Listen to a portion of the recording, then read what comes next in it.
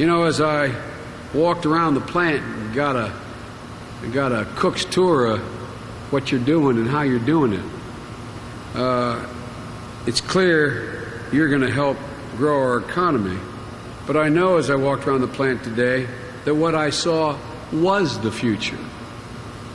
Was the future. You guys are just right here at the beginning. You're in the ground floor of what could be the economic engine that not only gets us out of this doldrum we're in, but literally propels this nation to be able to lead the world in the 21st century the same way we did in the 20th century. I saw you filling good jobs, creating not just transformers, but building a sturdy platform for the new economy of the 21st century, a new economy that's going to be built by the 643 of you here at ABB, not just making transformers, but the many thousands more like you all around the country who make, for example, 8,000 different parts that it takes to create a single wind turbine. And by the millions around the country assembling a better economic future for everybody. As you heard, because of the investments from the Recovery Act, and y'all, we use these terms, I always like the Recovery Act. That's where Barack Obama went to the Congress and did something no one ever done before. He said, I need another $787 billion now, to go out now and invest in this economy, to save jobs, to create jobs. We're not going to wait. We're not going to wait.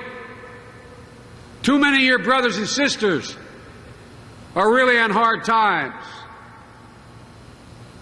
And so we did something in the midst of an economic downturn that had never been done before. And then he made a big mistake. He said, Biden, you're in charge. But I'm proud to be in charge of how this money is going to be spent and whether or not we spend it in an unusual way. Completely transparent for all the world to see. Completely accountable. So we answer for what we've done. And efficiently. And ladies and gentlemen, you've heard about this act, but let me tell you how it works.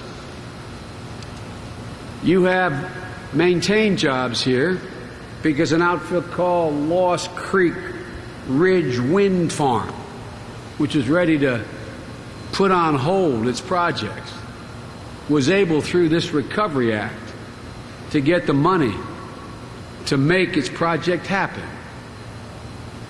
We tried to do our part. One of the things they've been able to do, this complicated stuff you all understand. It's almost boring, but it's important to understand, as they say, connect the dots like the Secretary of Commerce connected the dots about why a smart grid's so consequential for people.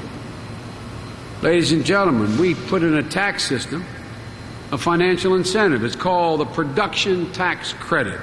Sounds awful fancy, which may not sound particularly helpful or innovative, but don't let that fool you. It invests about $14 billion, $14 billion in precisely the kinds of projects that you're undertaking here. Exactly the same spirit we know that venture capitalists, those private investors who put their weight behind projects and hope to get a big return in, those folks now are awful hesitant to invest their money because they don't think much is happening in the economy right now. So we stepped in. We came up with an innovative way to say, okay, we're going to get companies like this windmill company to be able to move forward. So our recovery plan not only provides direct money, but also provides key incentives too. The Department of Energy has allocated $6 billion to underwrite, to guarantee, in effect, the ability to get investments of $60 billion it will generate in loans for renewable energy projects, just like the one you're going to be a part of, making sure it gets built here. These guarantees give folks the confidence that they need to make a safer bet on a greener future.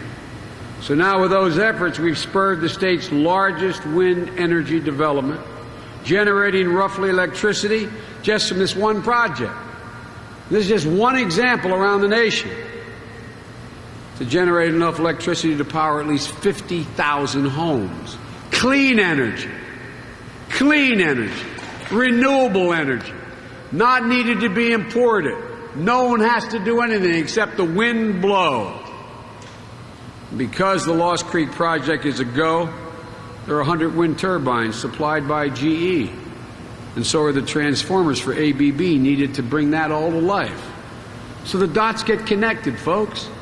It matters. It matters for your job. It matters for our future. It matters for my kids and my grandkids. This, in a nutshell, is the story of the Recovery Act. Every way we can use the money to leverage other money being invested in good projects, to directly spur on the kind of investment every one of you know we need. This is the base of what we're developing here. In the end, yes, we're bringing much more efficiency into our energy production, but as we do it, we'll also be creating jobs, non-exportable jobs, good-paying jobs, not just any jobs. We'll be leaving men and women like you with the ability to have jobs that can't be exported, which are going to be the foundation for a new economy. Jobs you can keep forever.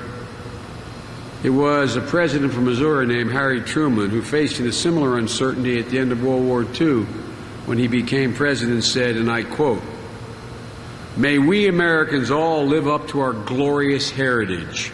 In that way, America may lead the world to peace and prosperity.